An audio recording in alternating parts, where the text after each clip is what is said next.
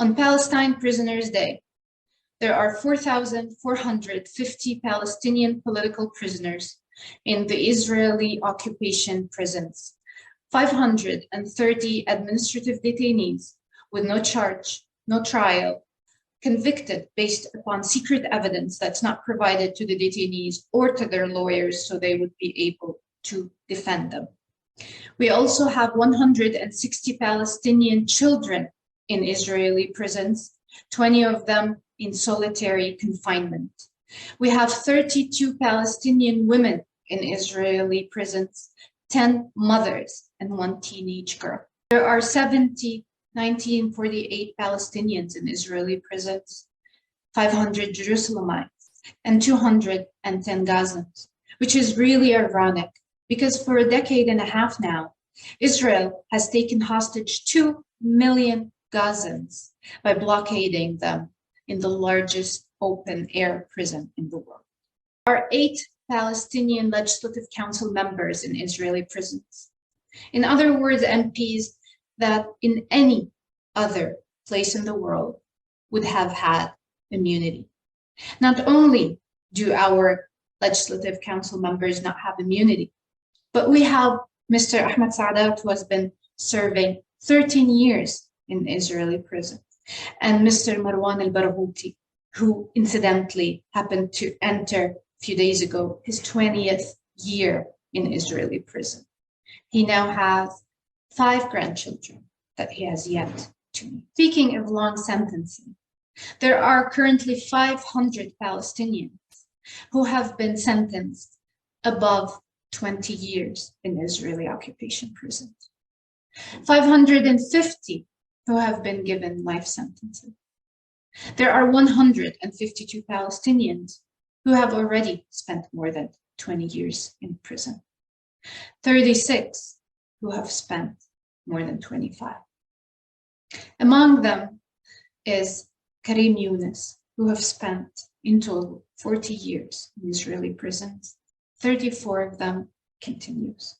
There are currently 600 Palestinian prisoners with health issues who are faced with a deliberate medical negligence in the Israeli occupation prison.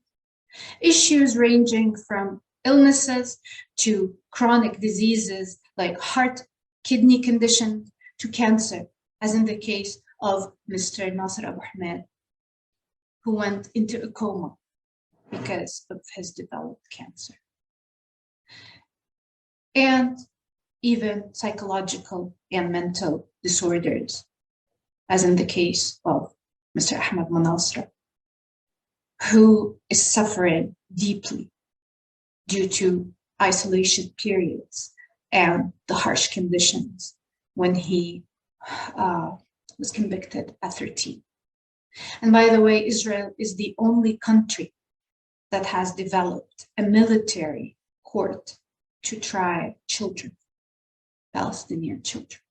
There is so much that yet needs to be said about the ill treatment, the torture, and the injustice that the Palestinian prisoners has to face and endure in Israeli occupation prisons, irrelevant of their gender, their age, or their medical condition.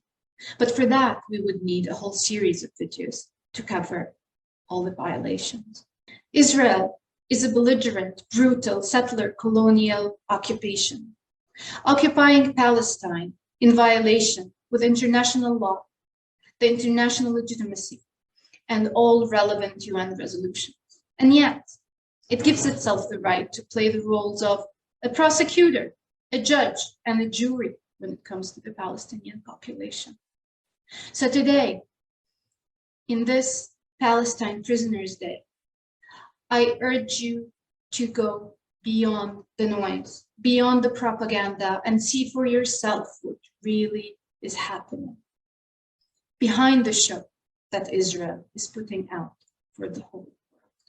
And when you do, stand not only with Palestine and the Palestinians, stand for values, stand for norms, stand for international law, stand for human rights, stand for an international rule-based system that is universal and of which no one is above.